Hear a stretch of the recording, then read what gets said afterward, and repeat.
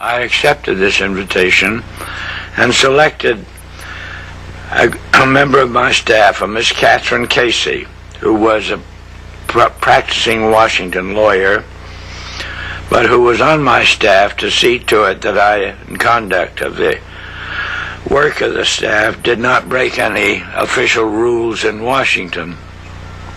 Catherine was also unsympathetic to the investigation. Her attitude was, what could possibly be wrong with foundations? They do so much good. Well, I went out of my way not to prejudice her, but I did say that, Catherine, when you get to New York, you'll find that you can't possibly cover 50 years of minutes in 2 weeks. So you'll have to do what we call spot reading. And I blocked out certain periods for her to concentrate on. And when she returned from Washington, her eyes were figuratively as big around as saucers, and she brought back to me the following on dictaphone belts. We're back in 1908, and the trustees meet, and they raise this question among themselves, namely, is there any means beside war known to man more capable, assuming you wish to alter the life of an entire people? Now, these are the trustees of the Carnegie Foundation. Right. And they discussed this question in a very learned fashion for approximately a year and come up with the conclusion that war is the most effective means known to man, assuming you wish to alter the life of an entire people. So then they bring up a second question, namely, how do we involve the United States in a war? And I doubt if in 1909 there was any subject more removed from the minds of us as a people than our involvement in a war. There were shows going on in the Balkans, and most of the people of this country hardly knew where the Balkans were. And they conclude that they must control the diplomatic machinery of the United States.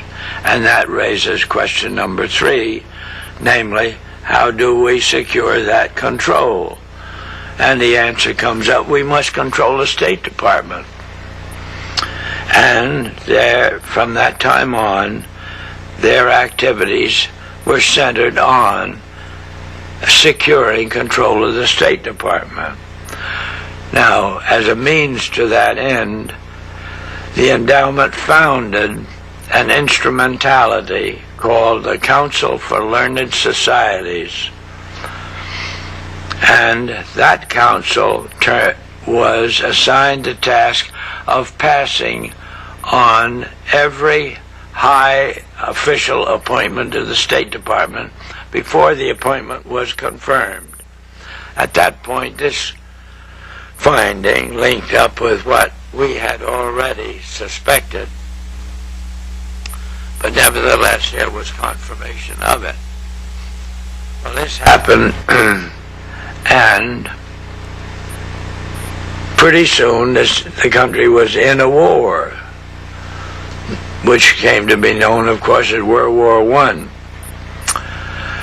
And this group of trustees at one point congratulated themselves on the wisdom of their original decision because, as they put it, war has demonstrated a power to alter the life of the people of this country already.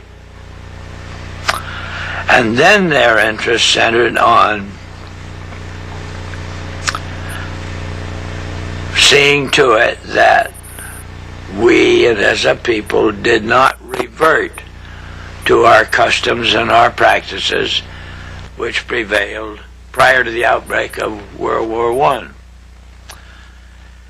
And they decided after the war was over that that meant we had to control education in the United States. And so they realized that this was a very prodigious task. So they approached the Rockefeller Foundation and made the suggestion that the Rockefeller Foundation take on half the problem and they retain the other half. They divided it between those subjects which were domestic in their significance and those which were international. And they together, the Rockefeller Foundation and the Carnegie Endowment, decided that the crux of the matter lay in their ability to alter the teaching of American history in this country. So they approached the then three of the most prominent historians with that suggestion, and they were turned down flat. So then they decided they'd have to build their own stable of historians. And so they then approached the Guggenheim Foundation, which specialized in awarding fellowships, and said, figuratively, when we find a young man who's headed to become a teacher of American history, and will you grant him on our say-so a fellowship? And the answer was, yes, we will. So they gradually assembled 20. And they took these 20 to England, London. And there they briefed them as to what was expected of them. And that became the nucleus of the American Historical Association, to which ultimately the endowment made a grant of $400,000 for a study to be made which would conclude what the future of this country was to be. And at the end of 1932, this study comes out in 7 volumes, the last volume of which was a summary of the other 6. And it ended on the note that the future of this country belongs to collectivism administered with characteristic American efficiency. And that became and using today's language, that became the guidelines for higher education in this country. And then coincidentally with that, then books began to appear, all of which were detrimental to our vision of our own patriots who had signed a Declaration of Independence, and they were downgrading these men. Witness the most recent book on Jefferson that had to do with his having enjoyed a colored mistress and things like that. But there's no reason to write that sort of thing. Now, were many of these books that have come out through the years funded, financed, subsidized by the great foundations? Through the medium of their support of certain publishing companies, yes. Did the mass media in the 1950s adequately cover the findings of the Reese Committee? Oh, no. No. Was there any effort? Most reaction through the media were aimed at criticism of me as a personality, and and let it go at that. Well, certainly when the book The Foundations, Their Power and Their Influence came out, this was basically a book that covered the background of the findings of the Reese Committee. Did this book get any coverage as far as book reviews? Was it widely circulated? No. Did the public have an opportunity to find out what the great foundations were really doing? No, this book circularized, or became circularized through the medium of what we refer to as the conservatives in this country. So it was, in a sense, a corroboration of what motivates the conservatives in this country. And they all had this book, and that's all there was to it. Was there any relationship between the foundations and the English establishment? Yeah, a very close one for Doctor, through the medium of the Rhodes Foundation, which was British, and the awarding in this country of Rhodes scholarships, and that and the beneficiaries of those scholarships ordinarily would constitute the persons who were appointed on behalf of the objectives of the foundations. I'll just use as an example a classmate of mine in boarding school, a man named Bill Stevenson, who went to Princeton, became a lawyer after going to Harvard Law School, and soon after that became the head of the Aspen Institute in Colorado, which was, as they expressed it in those days, a think tank for the indoctrination of the leaders of American industry in the ideas of collectivism.